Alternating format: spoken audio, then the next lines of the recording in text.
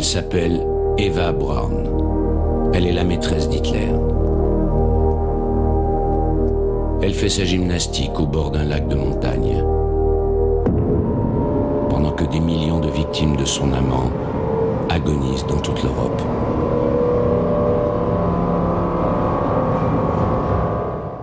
De 1937 à 1944, Eva Braun tourne des films d'amateurs exceptionnels. Il nous faut entrer dans les coulisses du Troisième Reich, au Berghof, le chalet d'Hitler, véritable centre de décision du nazisme.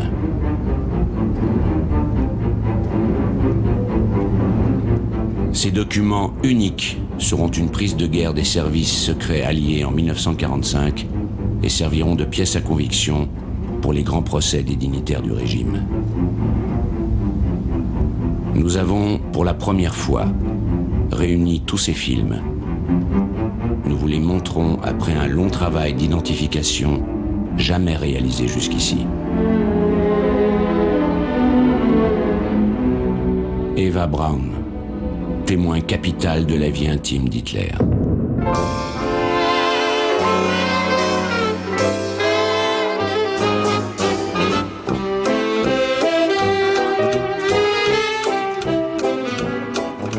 C'est encore la paix, ou plutôt l'avant-guerre. Berchtesgaden, station de montagne près de Munich, au sud de l'Allemagne, dans les Alpes de Bavière. Le Berghof est à quelques kilomètres. C'est ainsi qu'Hitler l'a baptisé, le Havre de la montagne. Le décor du film d'Eva Braun, c'est la terrasse où Hitler reçoit et parfois se repose. Il est le maître absolu de l'Allemagne depuis maintenant 4 ans. Eva Braun, à droite, en reflet dans la vitre, le film sans arrêt. Elle croit qu'un jour Hollywood se servira de ses plans pour une superproduction sur le Führer.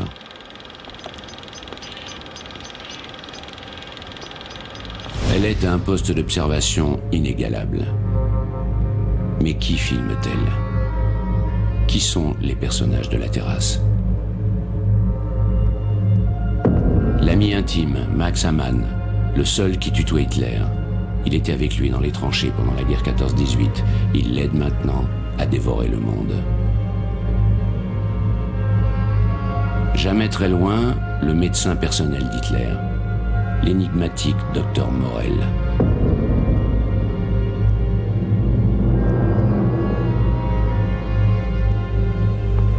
Le secrétaire particulier d'Hitler, Martin Bormann, espion servile de l'entourage. Le photographe personnel d'Hitler, Heinrich Hoffmann, il joue un rôle essentiel auprès du Führer.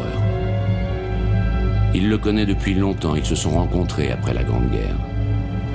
Hoffmann est de toutes les grandes occasions. Il virevolte avec son appareil pendant qu'Eva Braun filme. Hoffmann prend 5 millions de photos d'Hitler qui seront aussi capturées en 1945 par les Alliés et utilisées dans les procès et les livres d'histoire.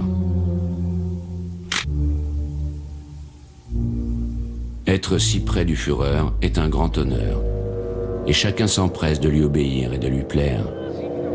Son conseiller diplomatique, Walter Evel, à droite, montre à Hitler et au sculpteur Arno Breker la dernière caméra américaine, un cadeau pour Eva Braun.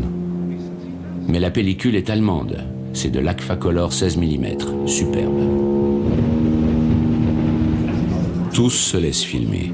Ces personnages historiques comme l'architecte Speer, ici au centre du premier cercle des intimes.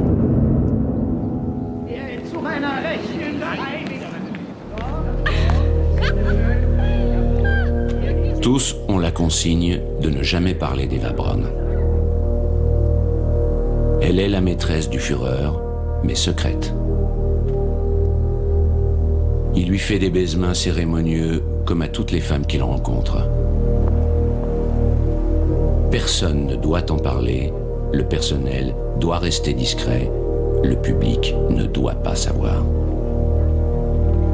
Elle est officiellement une secrétaire parmi les autres, mais avec un meilleur salaire, 1000 marks, dans les 4000 € par mois. Lorsqu'elle tourne ses films d'amateurs, c'est pour justifier sa présence. auprès du Führer. Nous sommes en 1937.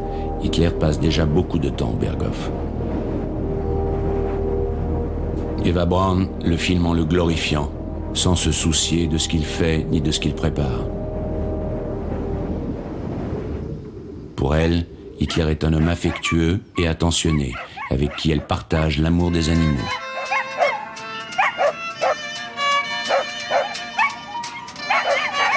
Hitler est lié par un sentiment très fort envers sa chienne, Blondie, berger alsacien. Il la tuera en 1945 pour tester l'efficacité de la capsule de cyanure avec laquelle il se suicidera.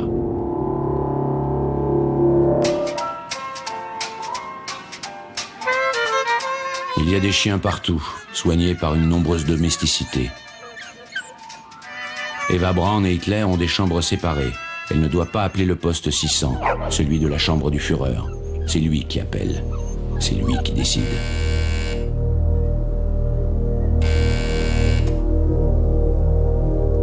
Car l'obsession de domination d'Hitler s'exerce d'abord sur les femmes. Eva Braun doit lui être soumise. Hitler a dit « Il n'y a rien de plus beau que former une jeune fille. À 18 ans, 20 ans, les femmes sont malléables comme de la cire. Il est possible à un homme de la marquer de son sceau. La femme ne souhaite rien d'autre. Il ne veut pas l'épouser, il se proclame mari à l'Allemagne, à toutes les Allemandes, à toutes ces femmes qui s'évanouissent sur son passage. Elle crie « Heil Hitler !» dans l'extase intime ou en accouchant, indifférente au climat de haine qui se propage. Pour toutes les Allemandes, Hitler est célibataire. Mais y a-t-il eu des femmes dans sa vie avant Eva Braun ? Elles ont toujours occupé une place secondaire, il s'est surtout servi d'elles pour son ambition politique. Les femmes vont l'introduire dans les milieux de la haute bourgeoisie, de la finance et de l'industrie. Dès 1923, il courtise Winifred, la belle-fille de Wagner, son musicien préféré. Winifred Wagner est influente, antisémite, admiratrice d'Hitler.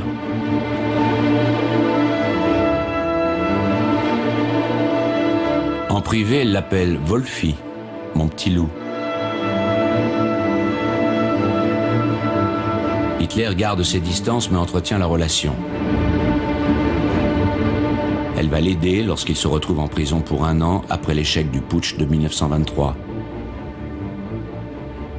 Winifred Wagner lui fait passer dans sa cellule le papier sur lequel il écrit « Mein Kampf », « Mon combat », fondation du nazisme, bréviaire de la haine. Haine contre la France, à qui il veut faire payer le traité de Versailles. Haine contre le marxisme et surtout haine contre les juifs. Pour Hitler, il y a 2 catégories d'hommes, la race supérieure, les Germains, et les races inférieures, les Noirs, les Jaunes, les Slaves. Les Juifs, eux, n'entrent pas dans l'espèce humaine. Ce sont des bacilles qu'il faut éliminer, comme tous les microbes. Telle sera son épouvantable mission. Hitler sort du rang. Tout au long des années 20, il crée puis entraîne dans sa folie des hordes d'assassins, les SA et les SS, pour imposer son idéologie fanatique et raciste. Il s'y consacre entièrement. Il n'épousera personne. Pas même Winifred Wagner, qui continue à le soutenir. En 1929, en pleine lutte politique, Hitler vit à Munich et se détend avec sa nièce, Gélie, dont il est le tuteur. Elle a 23 ans, lui 40. Elle est magnétisée par cet oncle qu'elle trouve étrange et ambigu. Hitler la désire et semble jouer de perversité à son égard.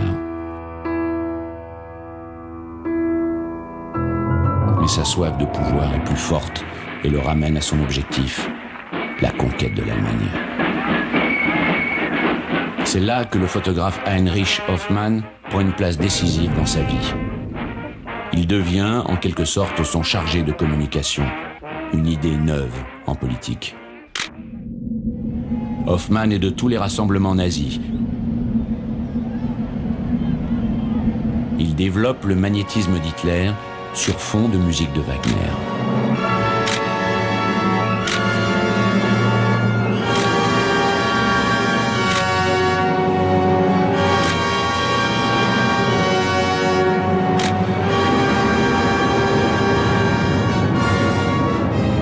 Hoffmann a une boutique dans le centre de Munich.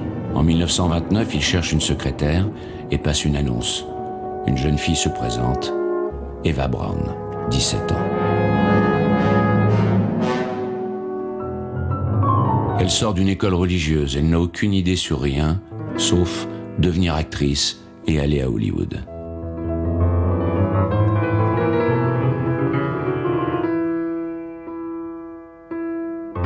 Hitler fait sa connaissance lors d'une de ses visites à son photographe. Il la remarque. Elle ressemble à sa nièce Ellie, qui occupe toujours ses pensées. Eva Braun est fascinée par son aspect brutal, dominateur. Il se promène avec une cravache.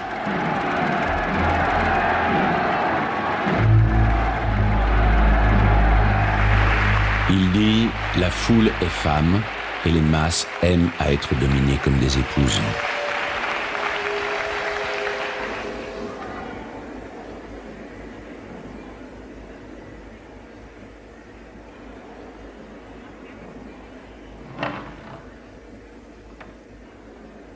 Hitler sait dompter la foule.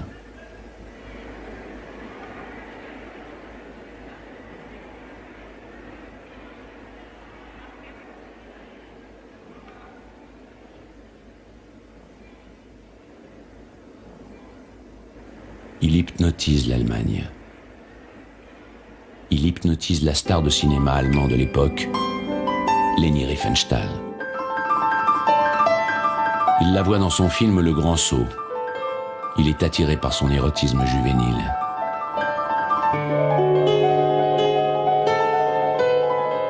Elle dit, de ses discours jaillit un jet immense, si puissant, si violent, qu'il atteindrait le sommet du ciel. Hitler lui fait aussi la cour, mais il ne songe qu'au pouvoir. Il refuse toute liaison sérieuse. Et pourtant, il continue à harceler et à séquestrer sa nièce Geli. Elle se suicide le 17 septembre 1931. Sans état d'âme, Hitler fait d'Eva Braun sa maîtresse, sur le canapé de son bureau. Quelques brèves étreintes qui s'espacent. Elle a perdu sa virginité, ce qui était capital à l'époque, et il a disparu. Elle fait une première tentative de suicide en 1932. Hitler lui offre un chien.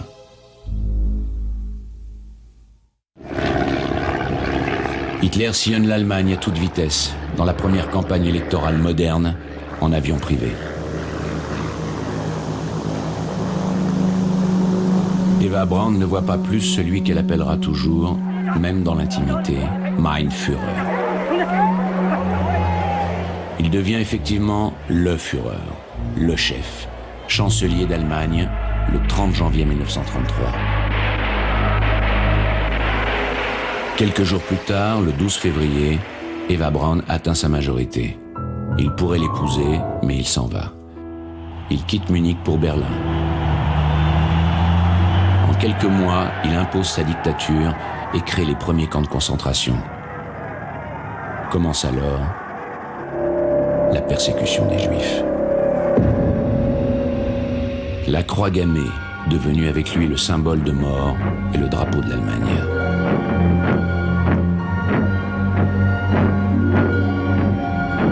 Il fait de Leni Riefenstahl la réalisatrice du Troisième Reich et exploite sa ferveur et son talent. Elle lui donne le chef-d'œuvre de la propagande, le triomphe de la volonté. Ce film enracine le nazisme en Allemagne et lui fait gagner de nombreux adeptes dans le monde.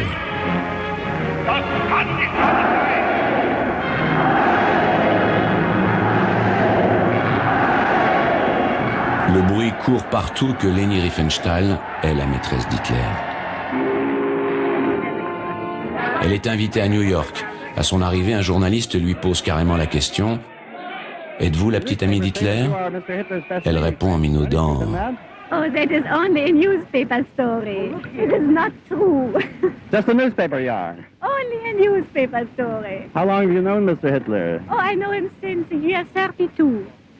1 year before he would be Reichskanzler. Le 28 mai 1935, Eva Braun avale un tube de somnifère. Elle est sauvée de justesse. Pour la calmer, Hitler lui offre une petite maison à Munich. Elle y vit à partir de 1936 avec son chien. Elle reçoit sa famille à laquelle elle a d'abord caché sa relation. Son père, Fritz Braun, qui enseigne la menuiserie, est un protestant rigide. Sa mère, Franziska, parfaite femme au foyer, est catholique et réprouve les liaisons hors mariage.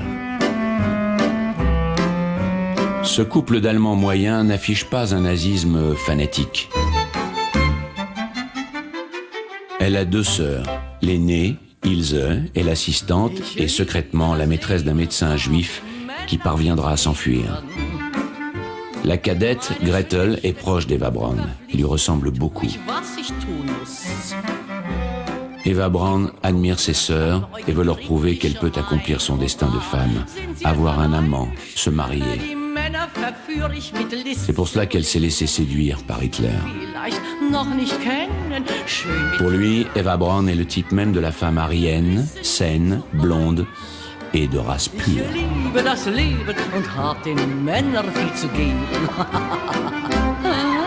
Elle n'est pas juive, il a fait faire une enquête sur tous ses ancêtres.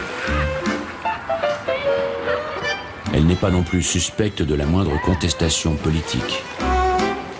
Restée très immature, elle ne pense qu'à s'amuser.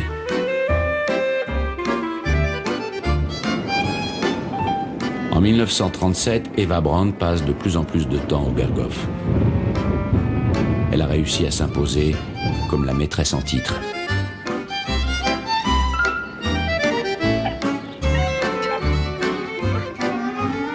Peu à peu, elle se constitue une nouvelle famille. Elle se rapproche de l'épouse du docteur Morel, qui devient sa deuxième mère. Eva Braun détend l'atmosphère du Berghof.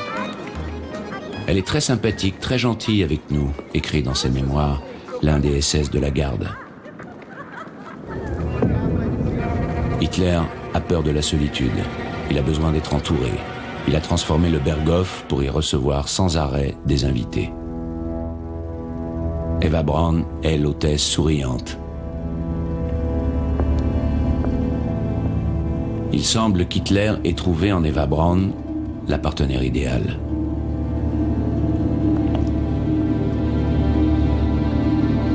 Il a confiance. Elle ne l'égorgera pas pendant son sommeil. Mais quelle est la nature exacte de leur relation ?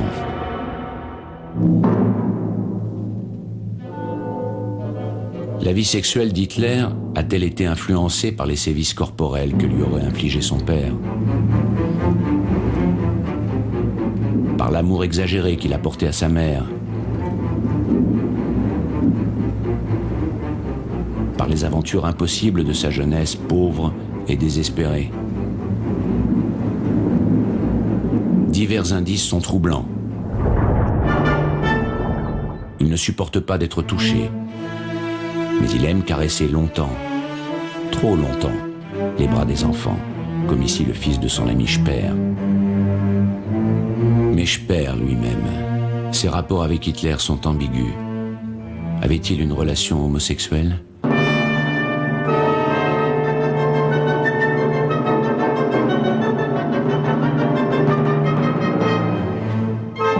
Pour certains historiens, Hitler est pédophile. Pour d'autres, sadomasochiste, avec des tendances pathologiques.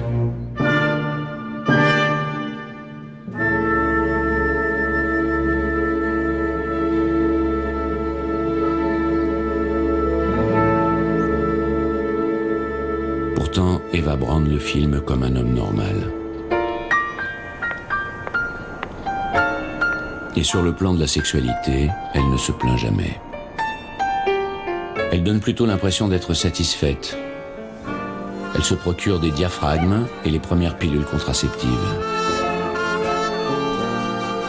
Elle est fascinée, docile, complaisante, et prend toujours soin d'ignorer les crimes qu'Hitler est en train de commettre.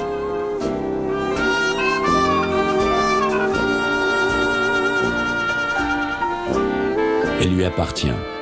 Pour elle, comme pour l'Allemagne, c'est un être exceptionnel.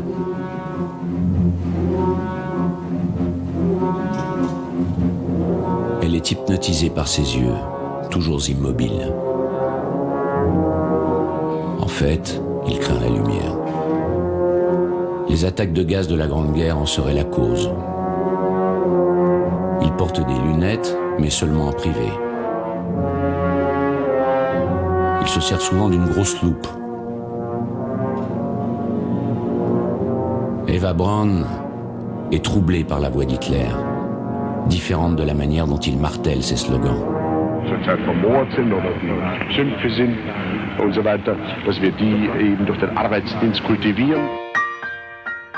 Elle est maintenant solidement installée dans l'intimité d'Hitler et dans le national-socialisme. Elle porte donc le costume traditionnel bavarois, l'élégance du terroir, éloignée de la sophistication de Leni Riefenstahl, qui dit alors d'Hitler « C'est normal qu'il soit avec elle, il préfère les femmes douces aux yeux de veau », comme Eva Braun. Mais c'est bien Eva Braun qu'Hitler a choisi. Elle va devenir le témoin privilégié des événements à venir. Le 13 mars 1938, Hitler réussit ce qu'il appelle l'Anschluss, l'annexion de l'Autriche, son pays natal. Les démocraties occidentales ne bronchent pas, ce qui va l'encourager au pire. Il se sent invincible. Il fait venir Eva Braun et il passe une nuit exceptionnelle à l'hôtel impérial de Vienne. Elle envoie une carte postale à sa famille, elle écrit « Je suis folle, folle de joie, folle d'orgueil ». Elle est la compagne d'un conquérant.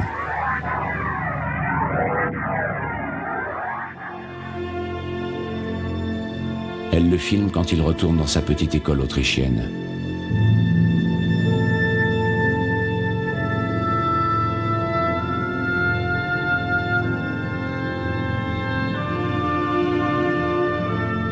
Il savoure ce moment unique et mesure le chemin parcouru.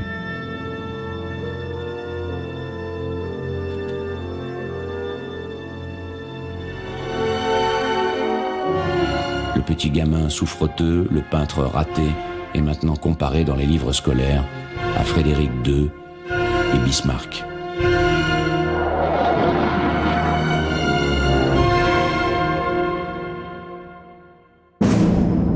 Dès l'été 1938, il repart dans ses projets de conquête.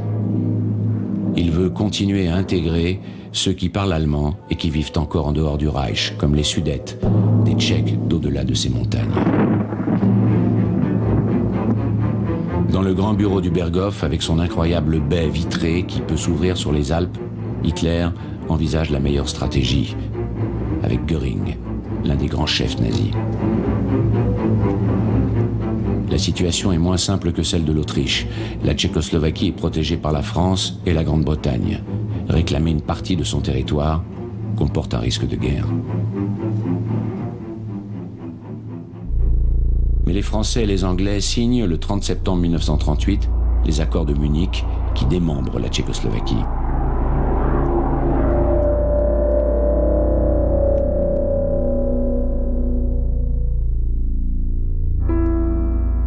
Hitler a réussi, mais il a frôlé la guerre. Il rédige un testament secret où la première et la plus importante disposition concerne Eva Braun. Une pension de 1000 marks par mois lui serait attribuée.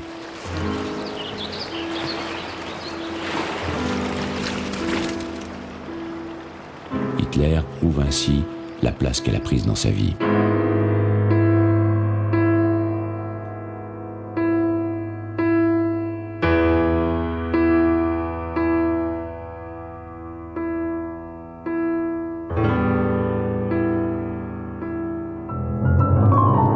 lui donne d'ailleurs une nouvelle preuve de considération en lui faisant aménager, à Berlin, un appartement dans la nouvelle chancellerie du Reich, construite par Speer, chef-d'œuvre de mégalomanie.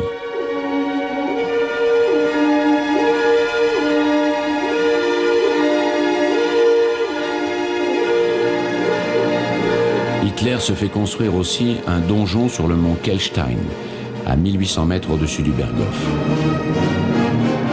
C'est le nid d'aigle.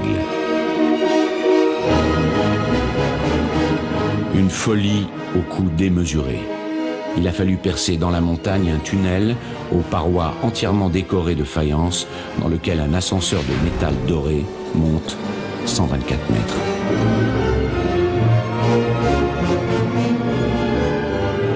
Il débouche sur ce cloître de pierre de taille où les dignitaires nazis amènent leurs enfants faire des cures d'altitude. Les grands criminels font beaucoup d'enfants, comme ils le recommandent à leur peuple. Ils feront de bons soldats, de bons SS. Gerda Christian, la secrétaire d'Hitler, s'assoit à la droite du Führer. À sa gauche, Eva Braun. Seuls les intimes ont le privilège de monter au nid d'aigle.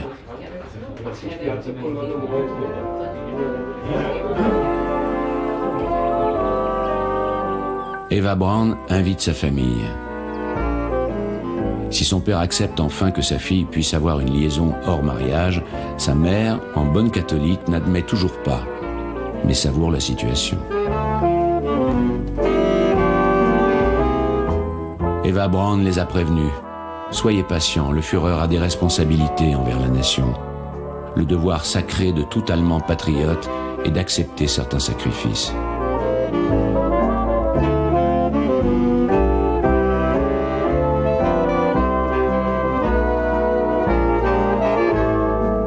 Hoffmann, qui est, bien entendu, de toutes les invitations, surveille du coin de l'œil.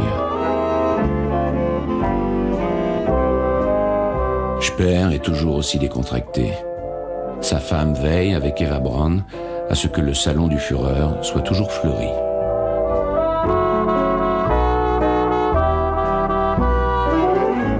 Une journée dans le monde des nazis heureux.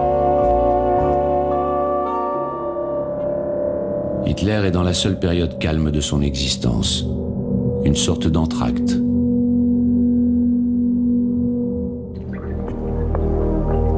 Il peut encore profiter de son pouvoir.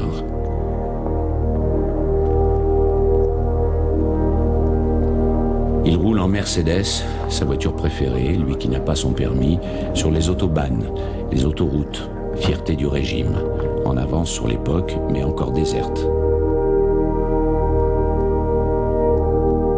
Hitler veut que chaque Allemand ait sa voiture. Pas une Mercedes, mais une Volkswagen, la voiture du peuple, la coccinelle, dessinée sur un coin de table par le Führer lui-même.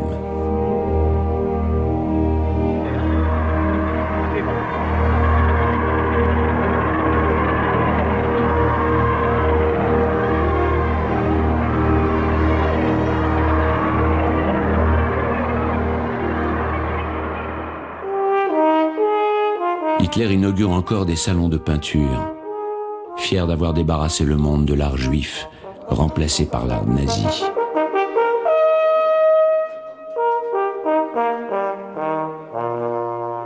Eva Braun n'est jamais de ces mondanités. Magda Goebbels, la femme du ministre de la Propagande, est la première dame du régime. Elle a épousé Goebbels pour être proche d'Hitler, dont elle est folle amoureuse. Elle est le modèle nazi de l'épouse allemande. Elle est blonde, elle fait beaucoup d'enfants, qu'elle assassinera tous au dernier jour du Reich.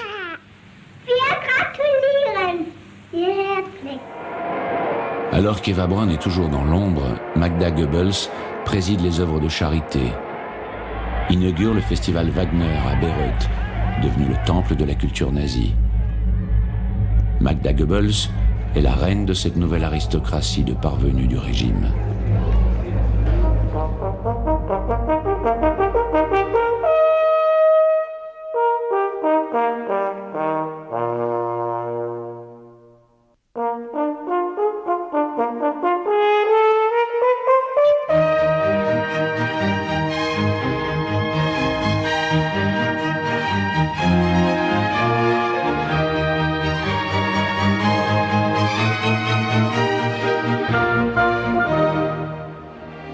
Hermann Göring est l'un de ses parvenus.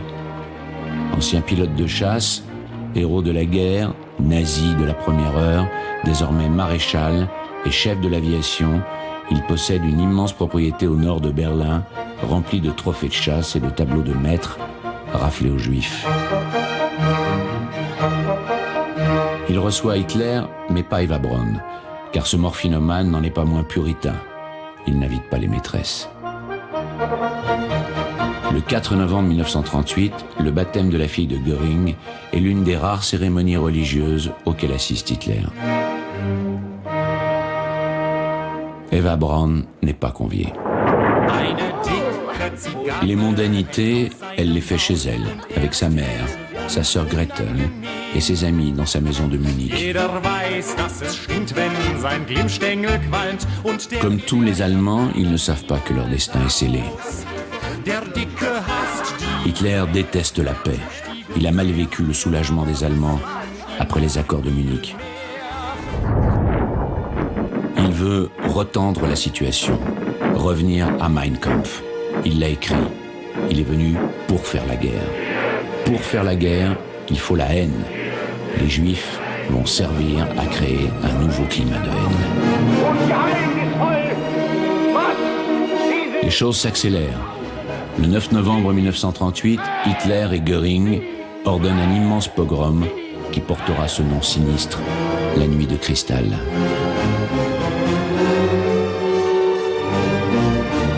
Pour faire croire à un mouvement spontané, des SS en civil incendient 2000 synagogues et magasins juifs dont les vitrines se brisent dans un bruit de cristal, ricanent les nazis.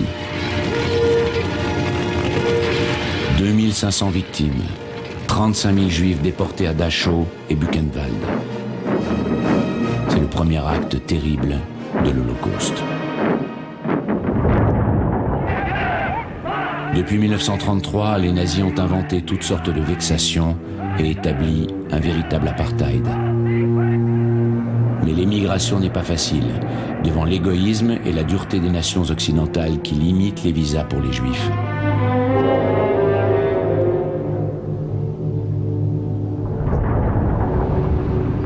Au Berghof, Eva Braun filme l'arrivée de l'envoyé spécial du roi Ibn Saoud d'Arabie, qui s'oppose à l'établissement des Juifs en Palestine et apporte son soutien au nazisme.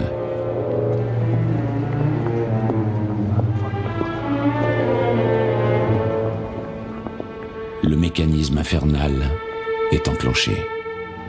Wenn es dem internationalen Finanzjudentum in und außerhalb Europas gelingen sollte, die Völker noch einmal in einen Weltkrieg zu stürzen, dann wird das Ergebnis nicht die Bolschewisierung der Erde und damit der Sieg des Judentums sein, sondern die Vernichtung der jüdischen Rasse in Europa.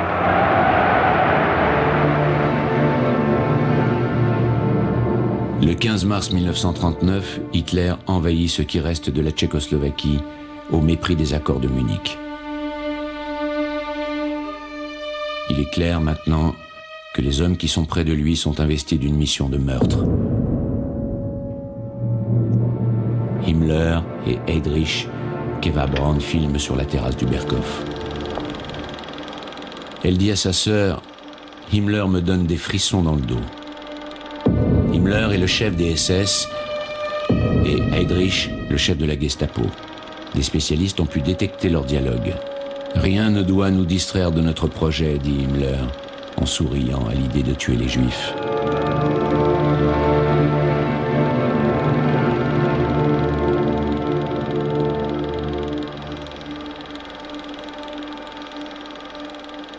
Pendant que se trament les horreurs de la guerre et de la Shoah, Eva Braun, toujours aussi indifférente, met en scène sa mère devant une agence de voyage de Munich.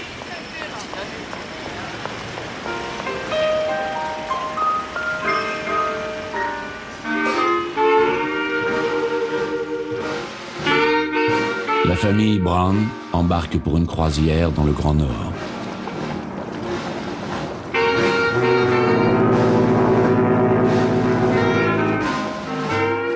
Hitler a bien recommandé à Eva Braun de ne pas s'exposer au soleil qui, dit-il, provoque le cancer de la peau.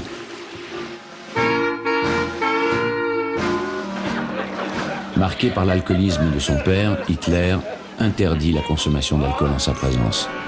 Mais comme chaque fois qu'il est loin, Eva Braun fait la fête. Elle tourne avec soin son premier grand film documentaire, rêvant d'égaler Leni Riefenstahl.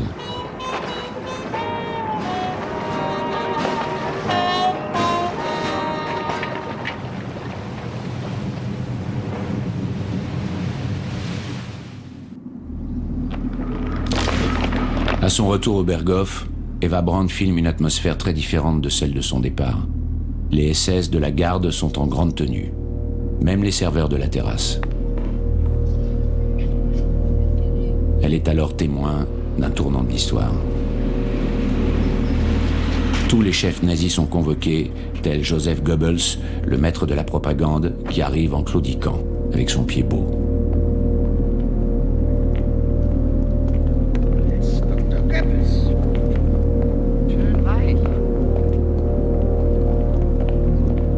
Joachim von Ribbentrop, le représentant en Champagne, devenu ministre des Affaires étrangères parce qu'il parle anglais et qu'il sait tenir une tasse de thé.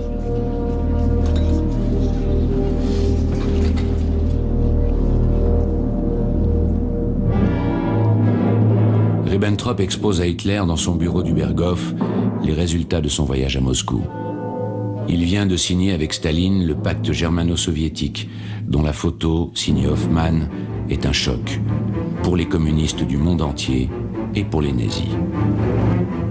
Hitler explique qu'il vaut mieux s'allier provisoirement avec Staline pour ne pas avoir à se battre, comme en 1914, sur deux fronts.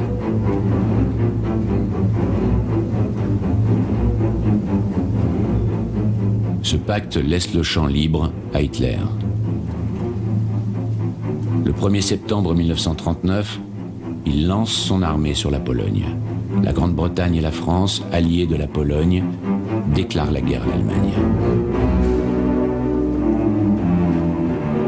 Eva Braun est inquiète, comme tous les Allemands.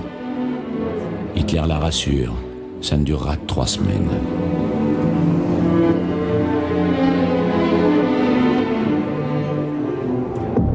Effectivement, en 3 semaines, après ce qu'il appelle la Blitzkrieg, la guerre éclair, Hitler est devant Varsovie, qu'il fait bombarder sans raison militaire pour impressionner les Anglais et les Français, qui ne bougent pas.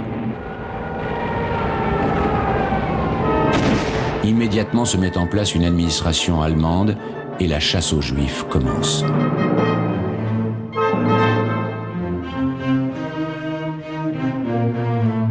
Ils vont désormais vivre un martyre dont nous n'avons pas idée. Rarement dans l'histoire des hommes, une telle horreur s'est abattue sur des êtres humains.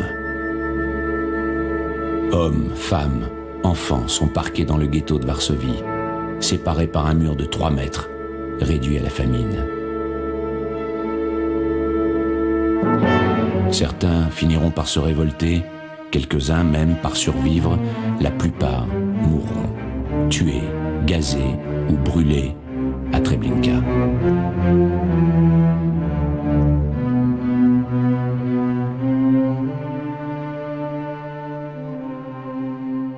Pendant ce temps, Eva Braun soigne sa ligne, dans une cruelle indifférence à la barbarie nazie.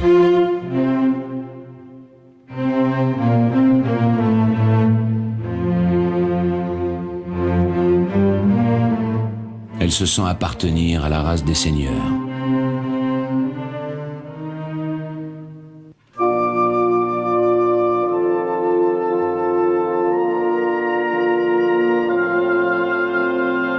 Elle glisse sur le malheur. Eva Braun est à l'unisson de l'Allemagne, endoctrinée et fanatisée. Chaque Allemand peut se réveiller le matin en se disant avec satisfaction « Quel bonheur de ne pas être juif !»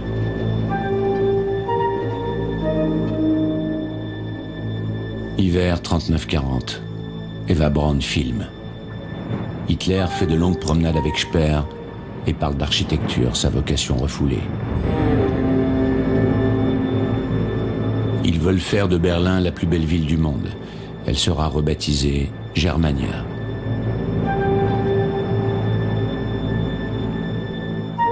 Pendant ce temps-là, sur le front, les Français ne bougent pas. Ils appellent cela la drôle de guerre. Et les Allemands, la Sitzkrieg, la guerre assise. Hitler prépare l'offensive contre la France.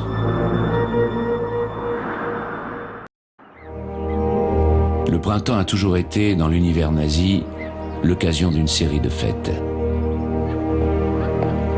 À Pâques, les nazis célèbrent le renouveau de la nature et l'anniversaire du Führer. Au Berghof, Eva Braun met en scène l'événement.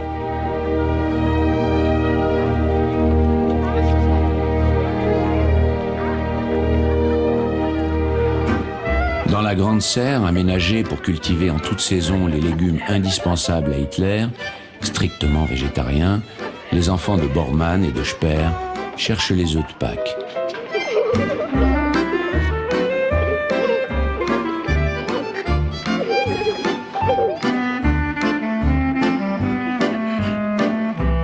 Eva Braun, elle aussi, rêve d'avoir des enfants comme toutes les Allemandes, à qui la propagande hitlérienne conseille frénétiquement d'assurer la relève de la race pure et les effectifs des armées. 5 millions de jeunes Allemands vont mourir pour Hitler.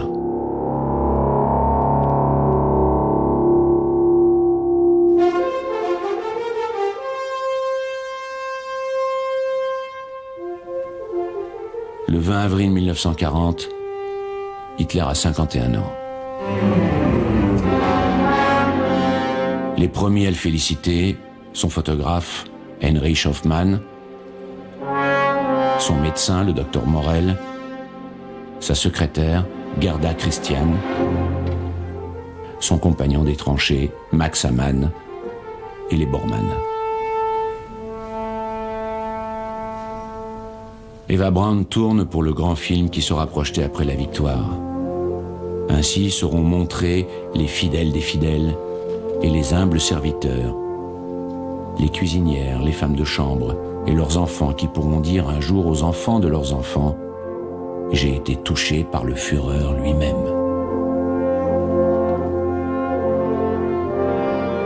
Mais le moment est grave. Le pays est en guerre. Hitler s'attend à un affrontement difficile. Il a du respect pour l'armée française depuis Verdun. Le 10 mai 1940, il lance l'offensive contre la France selon un plan risqué qu'il a imposé à ses généraux. Hitler est proche de ses soldats. Il aime la guerre. C'est la guerre qui l'a sorti de la rue en 1914. Il n'arrivait à rien, il s'est engagé et l'armée est devenue sa vraie famille.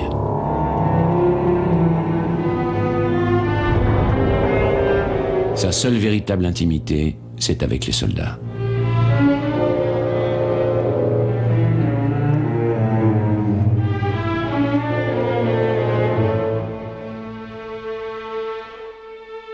Fanatisés, les Allemands réussissent, en quelques semaines, à vaincre l'armée française, malgré une défense acharnée.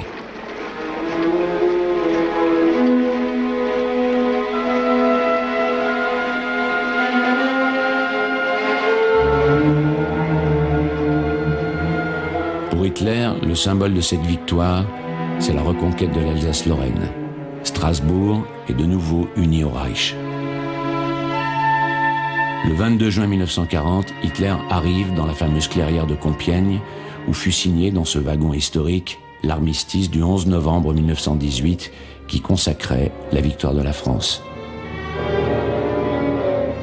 Hitler a fait sortir le wagon de son musée, il l'a fait replacer ici pour que l'humiliation des Français soit complète. Le traité de Versailles est effacé, comme il l'avait prédit dans Mein Kampf. Le soir même, Eva Braun fait la fête dans sa maison de Munich avec parents et amis, comme tous les Allemands.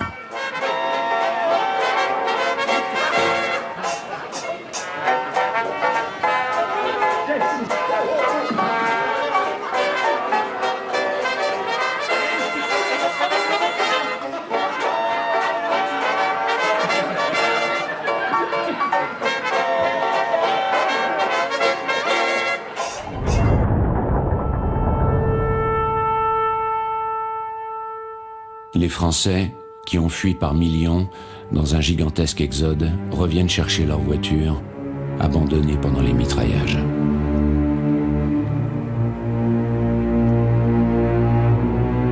Les Allemands conduisent vers les camps de prisonniers 2 millions de soldats français.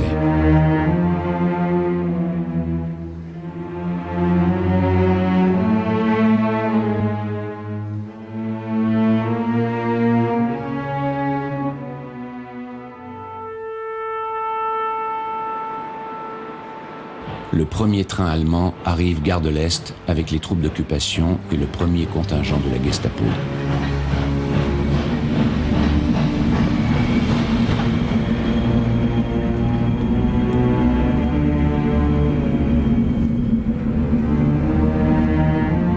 Le lendemain de l'armistice, le 28 juin 1940, à l'aube, Hitler est à Paris. Il dit aux reporters des actualités allemandes « C'est vraiment une ville très belle, mais Berlin sera encore plus belle. » La Madeleine.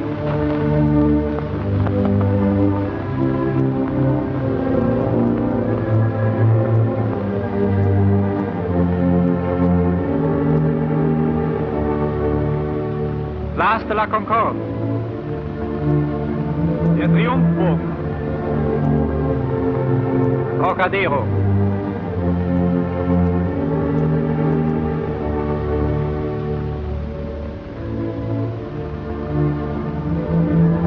Ein Blick auf den Eiffelturm. Links vom Führer Professor Speer.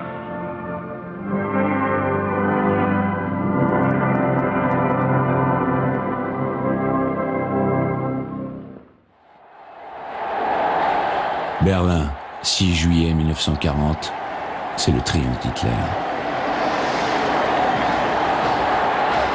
Parmi les milliers de lettres que reçoit le Führer, celle d'une Allemande. Cher Führer, la victoire est dans tous les cœurs, la prise de Paris. Maintenant, l'œuvre est accomplie. Mon Führer, nous avons confiance en vous. Tous disent, c'est le Führer qui décide. Je vous dis toute ma gratitude et je vous exprime mon profond amour. Eva Braun filme ce triomphe d'Hitler de sa chambre de la chancellerie à Berlin. Le petit agitateur d'extrême droite qu'elle a rencontré 10 ans plus tôt est devenu le maître du monde. Il repart pour en finir avec la Grande-Bretagne. Sur les côtes de la Manche, il ordonne la préparation d'un débarquement en Angleterre qui n'aura jamais lieu.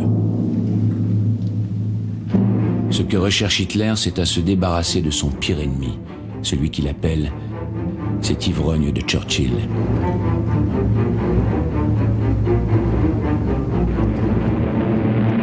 Hitler lance ses bombardiers.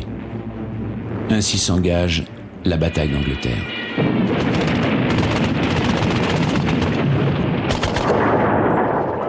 Pendant ce temps, au Berghof, Eva Braun se change 6 fois par jour et redistribue ses robes à ses sœurs.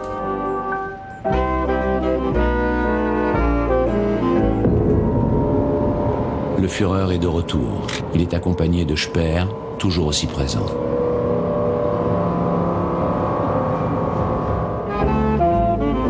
Hitler vit désormais les 2 tiers de son temps au Berghof, l'endroit où il se sent le plus en sécurité. Il passe ses soirées à visionner des films. Très tard, Eva Braun montre ses tournages érotiques.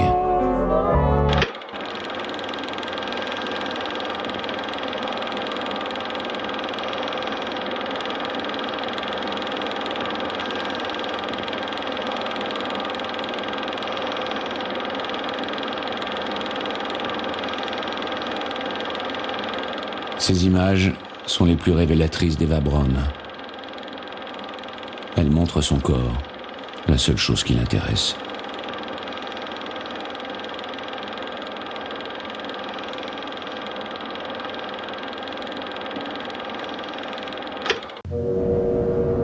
Hitler se couche rarement avant 3 heures du matin et se fait réveiller vers midi. Un frugal déjeuner, et il fait de longues promenades avec ses principaux conseillers, comme ici Ribbentrop. Il parle de la suite de la guerre, à l'Est, Ce que veut Hitler, c'est conquérir les terres de l'Est pour les redistribuer aux Allemands. Il contemple cette montagne en forme de table où la tradition allemande situe la tombe du grand empereur germain Frédéric Barberousse. Barbarossa, c'est le nom qu'Hitler choisit pour ce plan d'invasion de l'Union soviétique. Hitler se méfie, avec raison, de l'hiver russe. Il faut attendre le printemps suivant. Fin juillet 40, Eva Braun, toujours aussi indifférente au sort du monde, embarque, caméra au point, avec sa famille, dans l'avion du Führer. Un Focke-Wulf 200 Condor, qui finira 2 ans plus tard par être abattu en transportant des cadeaux de Noël d'Hitler à ses soldats. Pour ce voyage de juillet 40, Hitler a dépêché son pilote attitré, Hans Bohr. Ce film d'Eva Braun est un témoignage rare sur l'atmosphère de l'avion personnel d'Hitler. Large fauteuil de velours aux teintes de bon goût. Rien n'est trop beau pour les familiers du Führer, parmi lesquels figurent désormais les parents d'Eva Braun. Ils sont maintenant très fiers de la réussite de leur fille, qui est reçue en ambassadrice par des officiers et des diplomates allemands.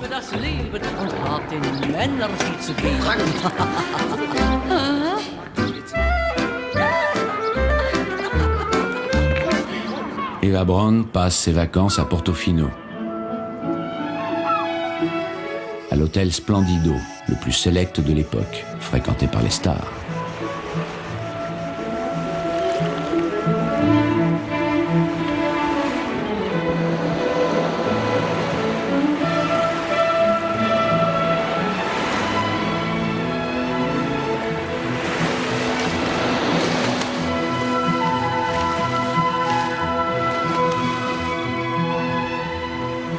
Quel bonheur de se rouler dans les vagues chaudes alors que l'Europe souffre et que l'Angleterre résiste sous les bombes.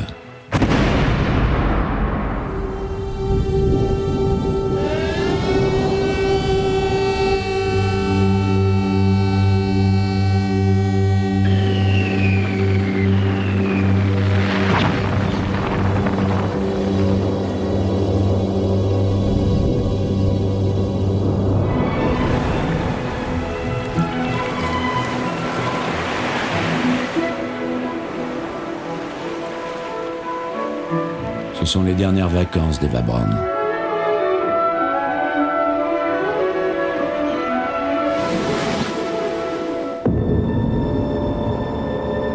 Début juin 1941, elle filme Hitler avec le général SS Sepp Dietrich, l'un des chefs militaires nazis les plus brutaux, l'un des plus brillants aussi.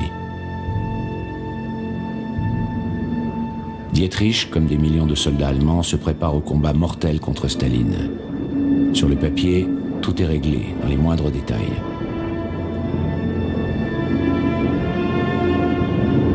La Blitzkrieg aura vite fait de casser le russe.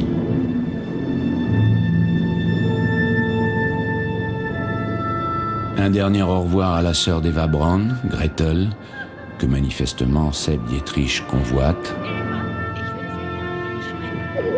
La bise aux enfants de Speer. Et c'est le grand départ. Sans déclaration de guerre. L'effet de surprise joue d'autant plus que Staline met plusieurs jours à réagir. Et ce temps perdu permet aux Allemands de parcourir 1000 km et de faire 3 millions de prisonniers. La plupart d'entre eux vont mourir de faim.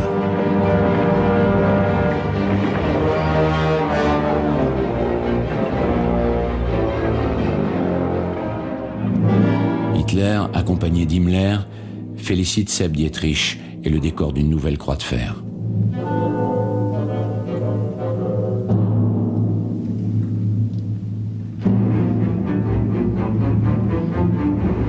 Hitler tire les conséquences de son avance foudroyante en Russie. Plusieurs millions de Juifs vivent dans ces régions. Il faut les faire mourir. Il ordonne à Himmler de mettre en action immédiatement des groupes de tueurs, les Einsatzgruppen, dont un détachement sera commandé par le jeune général SS Fegelein. Les Einsatzgruppen vont pendre, fusiller, gazer dans des camions 500 000 innocents dans les premiers mois de l'offensive.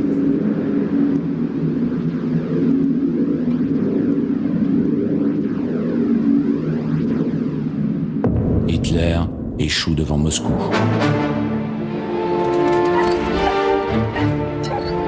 C'est sa première défaite. Il rentre au Berghof, chercher du réconfort auprès de sa chienne. Son armée, prise dans la boue de l'automne, puis dans la glace de l'hiver russe, meurt de froid parce que le chef n'a pas voulu leur donner des vêtements chauds.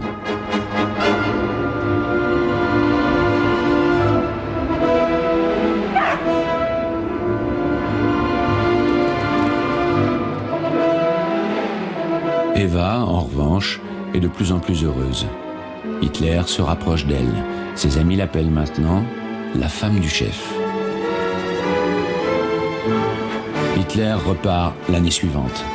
Il reprend son train spécial pour le front de l'Est. Il a décidé d'en finir une fois pour toutes avec les Russes. Il réunit la plus grande armée de l'histoire avec le plus grand nombre de chars et d'avions. L'ennemi soviétique s'est révélé plus coriace que prévu. Cette fois, il le brisera dans une grande percée vers le sud, vers le pétrole, vers la ville de Staline, Stalingrad. Eva Braun passe la saison sans Hitler. Elle est seule au Berghof. Elle s'occupe, elle invite des amis.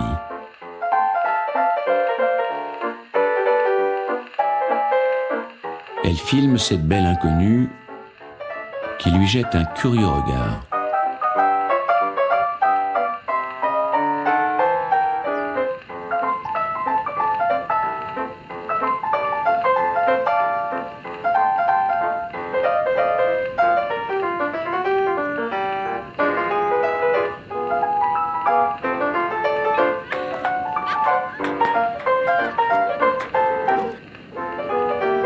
Elle filme les enfants, ceux d'Hertha Schneider, sa meilleure amie depuis l'école primaire. Eva Braun continue à rêver de maternité.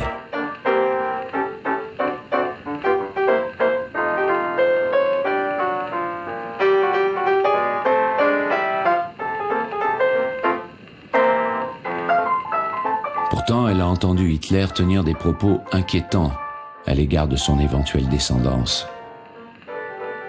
Les enfants d'un génie, dit-il en toute simplicité, ont d'énormes difficultés dans la vie. Ce sont toujours des crétins. Hitler tue ce qu'il appelle les crétins.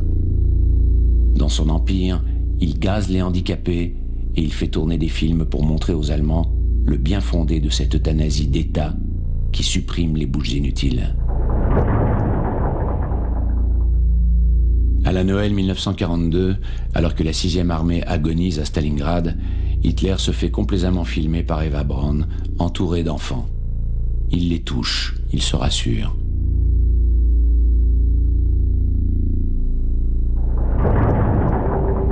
Sa grande offensive a échoué. 200 000 Allemands ont été tués ou faits prisonniers par l'armée rouge.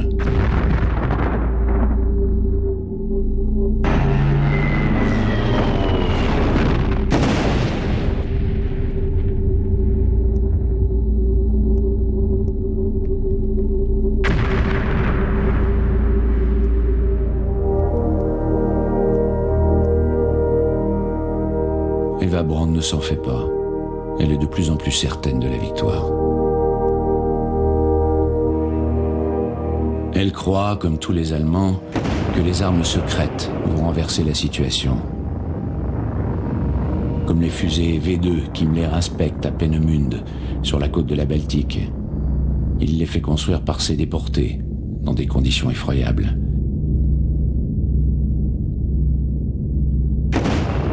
Mais elles ne sont pas encore au point.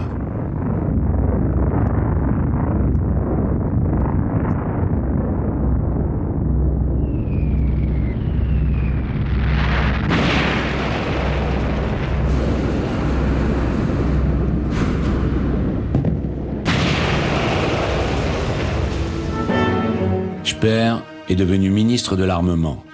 Il fait montre de qualité d'organisateur exceptionnelle qui prolonge la guerre. Malgré les bombardements, il fait produire plus de chars, plus d'avions qu'en 1940.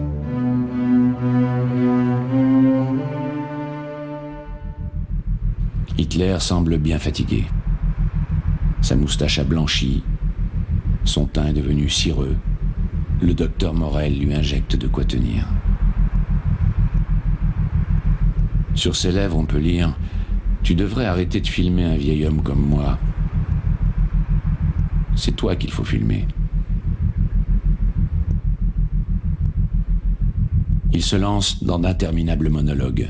Ce sont des propos de table que Bormann fait soigneusement noter. Hitler dit en 1943 « Le coup le plus dur pour l'humanité, c'est le christianisme. Le communisme est l'enfant du christianisme. Tout ça, c'est des inventions des Juifs. » Plus rien ne peut sauver l'Allemagne qui s'écroule sous les bombes.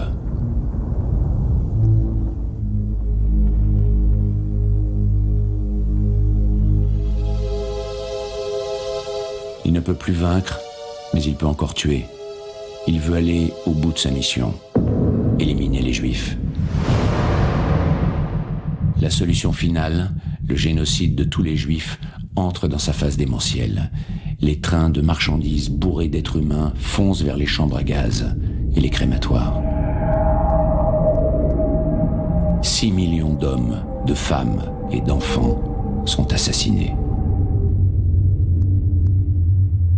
Dans les centaines de camps, des millions d'êtres meurent de faim et de coups. Cette guerre aura fait 50 millions de morts.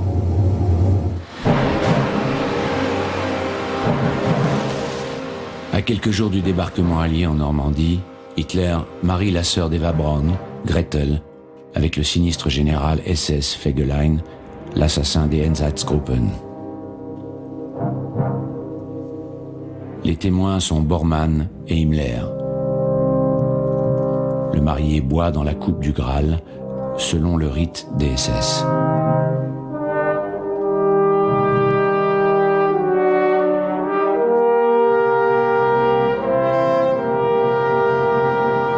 Fegelein est l'homme de liaison d'Himmler auprès d'Hitler. Son entrée dans le cercle le plus intime est un pas de plus dans la mainmise totale des SS.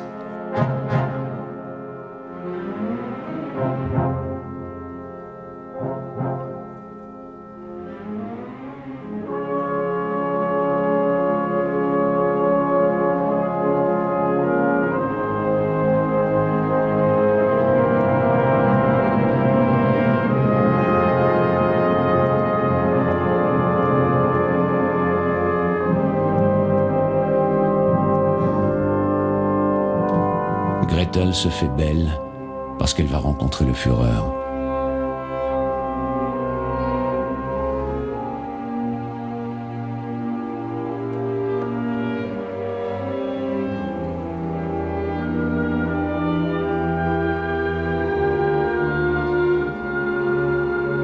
Hitler a voulu aussi ce mariage pour faire patienter Eva Braun, qui lui a dit « Je veux que ces noces soient très belles, comme si c'était les miennes. »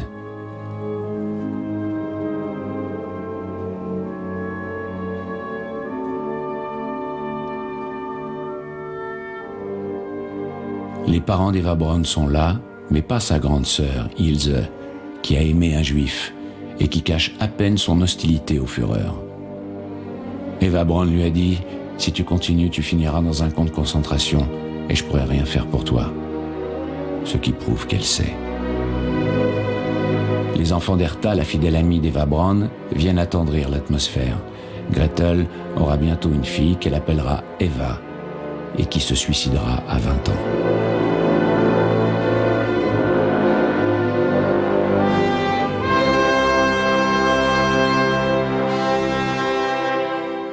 Gretel ne vivra pas longtemps avec Fegelein.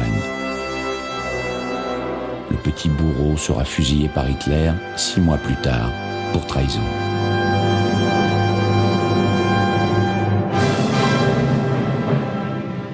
Tous se rendent ensuite au Nid d'Aigle pour la dernière fois.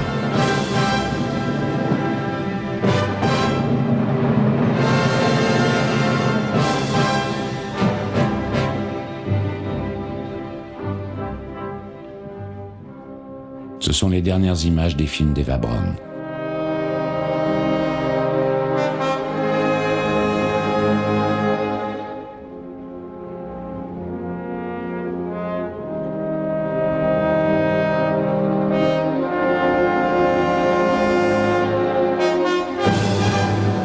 Hitler repart pour Berlin bombardé nuit et jour, puis encerclé par les Russes. Il interdit à Eva Braun de le rejoindre. Elle est à l'abri à Munich, que les Américains vont atteindre bientôt.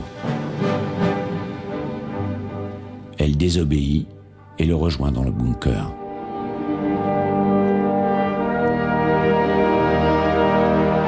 Il l'épouse. Ils se suicident tous les deux.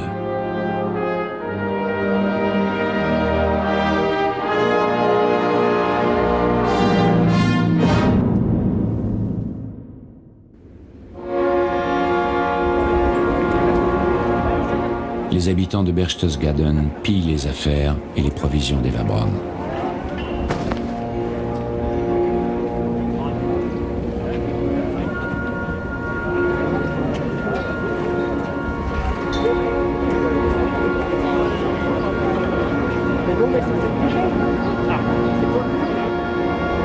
Le Berghof a été bombardé. Il ne reste plus grand-chose du décor du film d'Eva Braun. La serre a été cassée. Les soldats français de la 2e division blindée et les para-américains piétinent le grand bureau d'Hitler.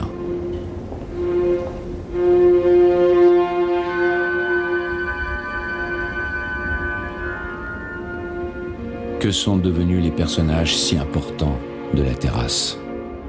Ils sont tous morts, suicidés, ou en attente d'être jugés, comme Hoffmann, le photographe, qui avait présenté Eva Braun à Hitler.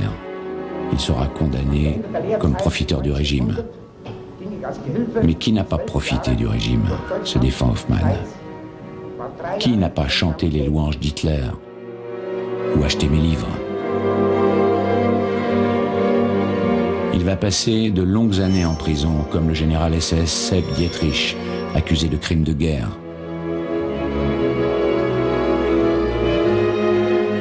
Les nazis sont maintenant des hommes traqués.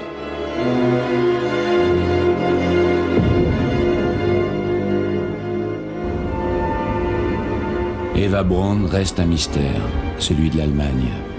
Elle a aimé Hitler comme l'Allemagne. L'Allemagne et le monde ont descendu les marches de l'enfer. Eva Braun, comme tant d'autres, a fermé les yeux. Elle n'a jamais eu le moindre remords, au contraire. Elle a tout fait pour laisser une trace de ces 13 années passées aux côtés d'Adolf Hitler. Quand elle a vraiment pris conscience que la fin était proche, elle a fait mettre en lieu sûr ses films et ses albums qui nous ont permis aujourd'hui d'entrer dans l'intimité d'Hitler.